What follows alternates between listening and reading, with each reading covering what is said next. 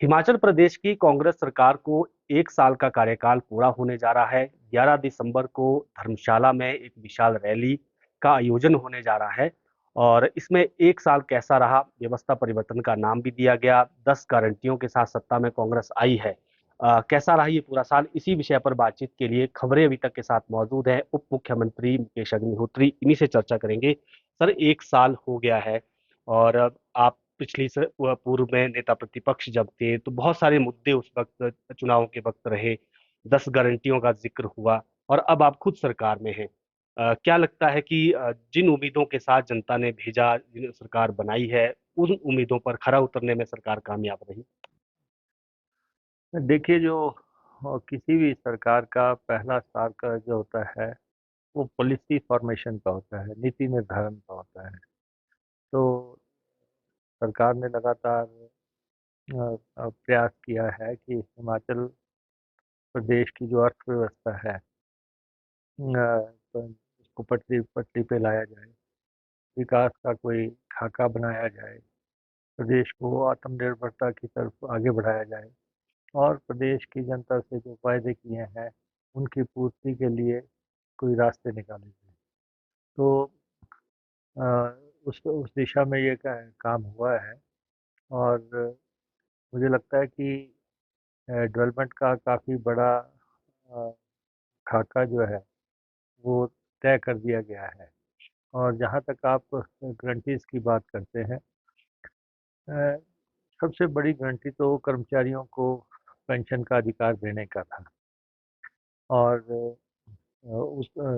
यदि 1,36,000 कर्मचारियों को पेंशन का अधिकार दिया गया और अ, उसके लिए जो भी बंदोबस्त करने थे वो किए गए हैं और प्रदेश का कर्मचारी उसके लिए धन्यवादी भी है और उन्होंने समय समय पे आके अपना कंसर्न भी दिया है।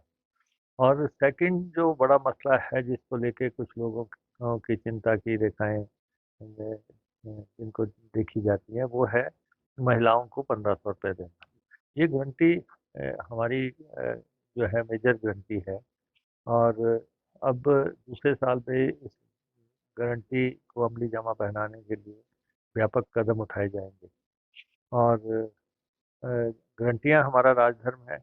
गारंटियाँ को हम उसी तरह मानते हैं जैसे कि अ, अ, अ, जो भी जनता से वायदे किए जाते हैं उनकी इम्प्लीमेंटेशन के लिए जनता का जो सरोकार है उस पर हम खरा उतरने का निश्चित प्रयास अब दूसरे साल में करेंगे।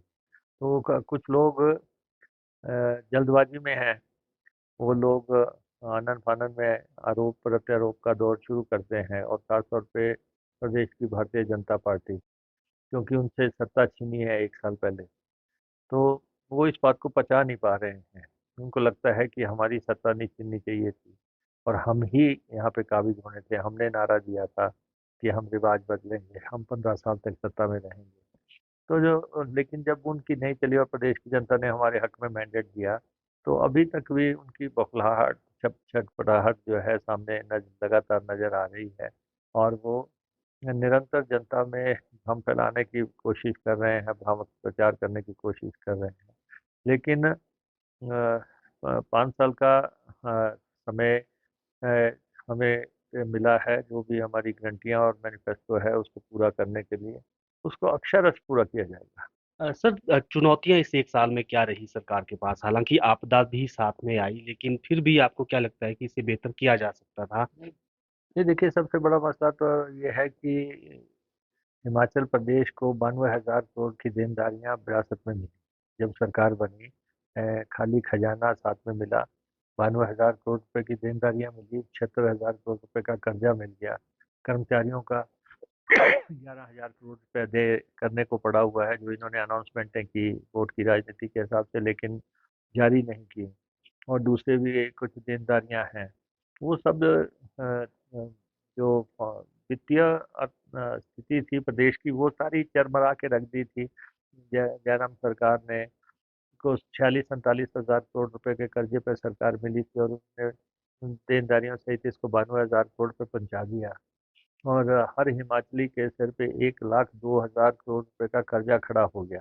अब तो उनके कर्जे का जो उन्होंने कर्जा उठाया उसका ब्याज ही इतना है कि उसके लिए निरंतर कर्जे उठाने की जरूरत पड़ेगी, क्योंकि वित्तीय एजेंसियां तो पैसा वापस लेंगी, उसका तो वापस करने के लिए कर्ज उठाना पड़ रहा है। तो इसलिए ये प्रदेश एक वित्तीय, जब तक हम अनुशासन कायम नहीं करते प्रदेश में, जब तक हम संसाधन अर्जित नहीं करते। पूर्व सरकार ने तो संसाधन अर्जित करने का कोई प्रयास नहीं किया। कोई एक मीटिंग नहीं हुई पूर्व सरकार के समय में जिसमें ये कहा गया हो कि फिजूल खर्ची कैसे रोकनी है, आय के संसाधन कैसे बढ़ाने हैं। अब लगा कम से कम में मौजूदा सरकार लगातार ये प्रयास तो कर रही है कि आय के साधन कैसे अर्जित किए जा सकते हैं। तो आप देख रहे हैं कि चाहे वाटर सेस लगाया गया हो, वो भी एक संसाधन पैदा करने का मसला है। सोलर पावर की तरफ हम गए हैं, सोलर प्लांट्स लगा रहे हैं, वो भी संसाधन अर्जित करने के लिए हो रहा है। या जो है अगर किसी क्षेत्र में टैक्सेशन, जो जहाँ का कर की चोरी थी, तो वहाँ पे भी हम अगर उसको क्लब कर रहे हैं, वो भी आय के संसाधन पैदा कर रहे हैं। शराब के ठेके नीलाम नहीं होते थे, वो तो वहाँ पे भी आय के संसाधन अर्जित करने का प्रयास हो रहा है। तो हर तरफ जो है का प्रयास हो रहा है कि प्रदेश को आय के संसाधन कहीं ना कहीं जब तक सरकार पैदा नहीं करेगी, ये प्रदेश कर्ज के दलदल में घुसता रहेगा या बैसाखियों पे आश्रित रहेगा। और दूसरा ये है कि मौजूदा जो भारतीय जनता पार्टी है, वो हमारे जो केंद्र से क्लेम्स मिलने हैं उसको रोकने की कोशिश कर रही है। लगातार उनका प्रयास चल रहा है कि हिमाचल प्रदेश को पैसा ना मिले और इनको वित्तीय तौर पे जो है परेशानी खड़ी की जाए। वो हालांकि केंद्र और राज्य एक संघीय ढांचे के तहत जब हम काम करते हैं तो राज्य के अपने अधिकार है और केंद्र को वो हक हकूक देने पड़ते हैं। लेकिन हिमाचल प्रदेश में इतना बड़ा बाढ़ का प्रकोप हुआ, उस बाढ़ के प्रकोप के में जो है 10-12 हज़ार करोड़ रुपए का नुकसान हुआ। हमने पैकेज चाहा कि, लेकिन हमें नहीं दिया गया। दूसरे राज्यों को मिलता है लेकिन हमें केंद्र सरकार ने नहीं दिया। फिर उसके बाद जो हमारा और कुछ नहीं है तो क्लेम जो बनता है, जो नियमों के तहत ही क्लेम बनता है, 4-5 हज़ार करोड़ का तो वही बनता, वो भी हमें नहीं दिया गया आज दिन तक। तो इसका मतलब ये है कि हिमाचल प्रदेश की भारतीय जनता पार्टी केंद्र में प्रिवेल कर रही है कि हिमाचल प्रदेश को उनका जायज हक ना दिया जाए। फिर हमारे कर्ज की सीमा घटा दी, हमारे जो फॉरेन फंडिंग है सॉरी, उस पे कैप लगा दिया गया। और उसके अलावा जो है जीएसटी की कंपनसेशन बंद हो गई। रेवेन्यू डेफिसिट ग्रांट जो है वो लगातार निरंतर घटती जा रही है। और वैसे भी नॉर्मल फंडिंग भी जो है वो भी हिमाचल प्रदेश के जो प्रोजेक्ट्स दिल्ली में पड़े हैं, जैसे हमारे जल शक्ति डिपार्टमेंट के 2500 करोड़ रुपए के प्रोजेक्ट दिल्ली में लंबित है, लेकिन उनकी सैंक्शंस नहीं निकल रही हैं। तो एक नीति के तहत भारतीय जनता पार्टी हिमाचल प्रदेश को फाइनेंशियल तौर पे प्रॉब्लम्स करने का एक रणनीति के तहत काम कर रही है। और वो अब प्रदेश की जनता को भी मालूम पड़ गया, क्योंकि जैसे हिमाचल प्रदेश विधानसभा में हम केंद्र से सहायता का प्रस्ताव लेके आए बाढ़ राहत के लिए, उसमें भी इन्होंने अपने मुंह पे ताले लगा लिए। तो उससे बड़ा स्पष्ट है कि ये भाजपा जो है जनता के दरबार में बेनकाब हो गई है। फाइनेंशियल मोर्चे पे पहले भारी भरकम देनदारियां खड़ी की, फिर उसके बाद जो है हिमाचल प्रदेश को आर्थिक तौर पर मदद के रास्ते में अड़ंगे लगाए। और अब जो है कोशिश इनकी ये है कि प्रदेश को में अस्थिरता पैदा की जाए, वित्तीय अस्थिरता पैदा की जाए। लेकिन हम लगे हैं 4500 करोड़ रुपए का पैकेज जो है जनता के लिए अनाउंस किया गया बाढ़ राहत के लिए। और आपने देखा होगा कि अ, बाढ़ राहत के दौरान जैसे हमारे पास जल शक्ति डिपार्टमेंट है, हमने एक भी दिन वहाँ पे जो है पानी बंद नहीं होने दिया। लगातार कोशिशें रही, सारा डिपार्टमेंट जो है सड़कों पे रहा, टेट रूट्स पे रहा और एड़ियों के बाहर रहा। और पानी लोगों को मुहैया करवाया गया। पानी की दूसरी योजनाओं को भी हम टाइम बाउंड कंप्लीशन के प्रयास कर रहे हैं। बहुत बड़े पैमाने पे काम डिपार्टमेंट में चल रहा है। लेकिन बहुत सुधारवादी कदम उठाए हैं। अब टेंडर्स को लेके जो है अफसरों की पावरें इतनी बढ़ा दी है कि उनको मंत्रियों के चक्कर नहीं काटने पड़ेंगे। और टेंडर पूरी तरह प्रतिस्पर्धा में हो रहे हैं। ऐसा नहीं है कि इसको टेंडर दो दो, इसको टेंडर दे दो, वो जमाने चले गए। अब तो प्रतिस्पर्धा में टेंडर है, और जो लागत से कहीं नीचे जो है टेंडर के आवंटन हो रहे हैं। तो ये बदलाव जो है आप सामने देख रहे हैं। और हर विधानसभा क्षेत्र का हमने हॉरोस्कोप तैयार किया है पानी में, तो कि वहाँ क्या क्या काम है और टाइम बाउंड तरीके से उसको कैसे कंप्लीट करना है। सर, केंद्र को भी आपने कुछ प्रोजेक्ट भेजे थे, क्या उनको अप्रूवल मिल पाई है? चाहे बाढ़ नियंत्रण के थे, कुछ और भी प्रोजेक्ट्स हैं, उसमें किस तरह से केंद्र का रवैया है? हमें ऐसे ना फंडिंग अभी तक हमें नहीं हुई है। हमने हमारा पीना सिंह का बहुत इंपॉर्टेंट प्रोजेक्ट है, 300 करोड़ रुपया हम खर्च चुके हैं कांगड़ा के लिए। ये बहुत महत्वपूर्ण प्रोजेक्ट है, लेकिन उसकी जो है इन्वेस्टमेंट क्लियरेंस तो हो गई, लेकिन उसकी फंडिंग शुरू नहीं हुई है। ऐसे ही ऊना के प्रोजेक्ट्स हैं, कृषि भूमि के, वो प्रोजेक्ट जो है रुके पड़े हुए हैं। हम चाहते हैं कि अभी ब्यास नदी का चैनलाइजेशन किया जाए, 1650 1700 करोड़ रुपया उस पर लगना है। कुल्लू में जो बाढ़ का प्रकोप आने वाले समय में ना हो, उसके लिए भी हमने प्रोजेक्ट की बात की है। लेकिन अभी तक तो वैसा रिस्पॉन्स हमें नहीं मिला है। हम प्रयास करेंगे, हम अपनी बात रखेंगे लगातार। हमने प्रधानमंत्री जी को भी चिट्ठी लिखी है, हम केंद्रीय जल संसाधन मंत्री, उनसे भी हम मिले हैं, जल शक्ति मंत्री से, और उनसे भी हमने बात की है। लेकिन ये है कि अ, पानी पानी का काम हम आगे बढ़ा रहे हैं, और जल जीवन मिशन का तो टाइमली कंप्लीशन हम करने की कोशिश कर ही रहे हैं। लेकिन साथ में जो बाढ़ के दौरान नुकसान हुआ, उसके लिए जो पैसे की ज़रूरत है, वो स्टेट एक्सचेकर से लगा के हम स्कीमों को ठीक कर रहे हैं। सर, इसके अलावा अगर आपके विभाग में ट्रांसपोर्ट की बात करें तो काफ़ी बड़ा महकमा है, हालांकि एचआरटीसी घाटे में रहता है, तो एक चुनौती है उसको घाटे से उबारने की भी। और ट्रांसपोर्ट डिपार्टमेंट में भी कुछ चेंजेस जो लाए गए हैं अब तक, और आगे भी जो आपको जरूरत महसूस हो रही है कि हमें लाने पड़ेंगे। नहीं, देखिए, एचआरटीसी निस्संदेह घाटे में है। लेकिन अब ये पहले पिछले 2 महीने से आप देखें, हमने एचआरटीसी के कर्मचारियों को समय पर तनख्वाह दे दी। बहुत शोर मचता था, लंबे अरसे से मचता था, लेकिन पिछले 2 महीने से हमने कोशिश की है कि उनको तनख्वाह, उनको पेंशन समय पे दी जाए। अब ये हमने जो है सत्ता में आने के बाद 210 गाड़ियां प्रोक्योर की हैं, डीजल की गाड़ियां, तो थोड़ा स्पीड बदलने की कोशिश की है। 35 के आसपास इलेक्ट्रिक बसें आई हैं। उसके बाद 10-11 जो है वॉल्वो बसेज आई हैं। और प्राइवेट सेक्टर में भी रूट्स देने के लिए हमने जो है 234 रूट आइडेंटिफाई करके दिए हैं। तो इसलिए वैसे भी एचआरटीसी के में भी व्यवस्था में सुधार के लिए, आय में बढ़ोतरी करने के लिए हम प्रयास कर रहे हैं।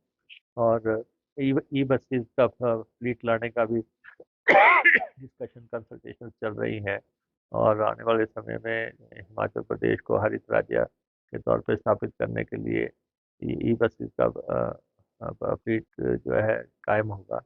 और जहाँ तक हमारा ट्रांसपोर्ट डिपार्टमेंट है, टैक्सेशन का मसला बड़े लंबे अरसे से पेंडिंग था। हमने सारा टैक्सेशन दुरुस्त कर दिया।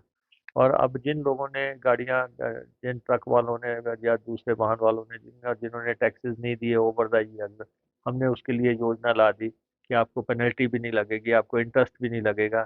सिर्फ 10% से जो है आप अपना जो है सारा टैक्स जो है जमा करवा के अपनी गाड़ियों को जो है लीगलाइज कर लें। तो वो एक बहुत बड़ा क्रांतिकारी फैसला है, और लाखों गाड़ियों को इसमें फायदा होगा।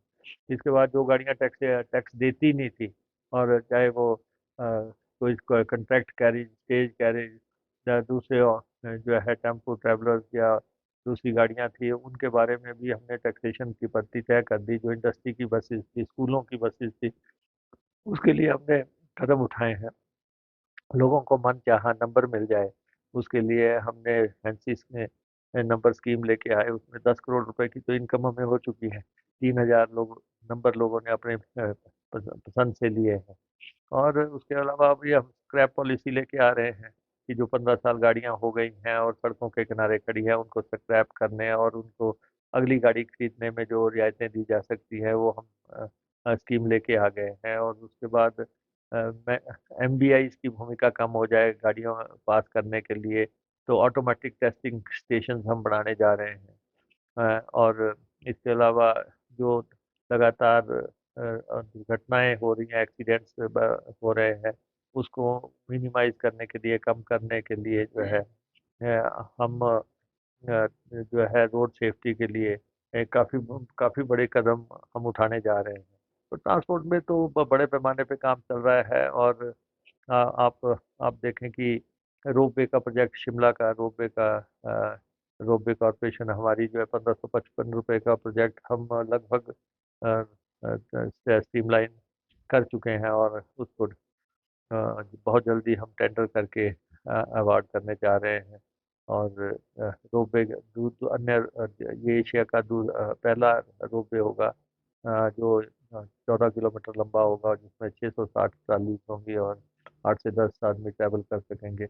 एक परमाणु से रोपवे प्लान किया जा रहा है। ऐसे अन्य माता चिंतपूर्णी, बाबा बालकनाथ रोपवे को हम प्लान कर रहे हैं। तो रोपवे की दुनिया में भी हम आगे एक कदम बढ़ा रहे हैं लगातार। और मंदिरों के लिए दर्शन सेवाएं हम जोड़ रहे हैं लगातार कि जैसे हमारे मंदिर है चिंतपूर्णी, ज्वालामुखी, नैना देवी, बाबा बालकनाथ, चामुंडा जी और कांगड़ा देवी, या भोलेनाथ के मंदिर हैं, या चप्पे चप्पे पे मंदिर विराजमान है। इसके लिए दर्शन सेवाएं कैसे शुरू करनी है, लोगों को दर्शन कैसे करवाने हैं, या फिर हमने बाहर पंजाब में ब्यास के लिए कैसे बसें चलानी है, जलियांवाला बाग के लिए देखने के लिए कैसे बसें चलानी है, बाघा बॉर्डर के लिए कैसे चलानी है, या श्री अमृतसर साहब के लिए बसेस कैसे चलानी है। तो वो सारा नीतियों पे हम लगातार काम कर रहे हैं ताकि तो सर, क्योंकि हिमाचल को देवभूमि भी कहा जाता है और आपके पास भाषा संस्कृति विभाग भी है, मंदिरों को लेकर आपने कुछ कदम भी उठाए। आपको धार्मिक पर्यटन के नज़र से हिमाचल में क्या भी स्कोप नज़र आता है, और आपको क्या लगता है कि भी काम करने की उसमें किस तरह की जरूरतें हैं? ये देखिए धार्मिक पर्यटन एक बहुत बड़ा सब्जेक्ट है यहाँ पे। अभी ये अब 13.5 लाख श्रद्धालु अभी हाल ही में नवरात्रों के दौरान हिमाचल आए थे। तो मंदिरों के दर्शनार्थ तो दुनिया आती है, लेकिन उनको सुविधाएं क्या दी जा सकती हैं, मंदिरों का विस्तारीकरण कैसे किया जा सकता है, मंदिर की रूपरेखा कैसे सही की जा सकती है। श्रद्धालुओं को हम सुविधाएं देना चाहते हैं हर जगह, क्योंकि इतने संख्या में श्रद्धालु आ रहे हैं। मंदिरों का जब से सरकारीकरण हुआ उसके बाद मंदिरों की आय में आश्चर्यजनक सुधार हुआ। अभी हमारे मंदिरों के पास अच्छा खासा सोना है या पैसा है। ये पैसा जो है हम चाहते हैं कि श्रद्धालुओं की सुविधाओं के लिए लगाया जाए, मंदिरों के कैंपस बनाए जाए। तो लगातार डायलॉग डिस्कशन चल रहे हैं, और उसमें हम आगे बढ़ेंगे बहुत जल्दी।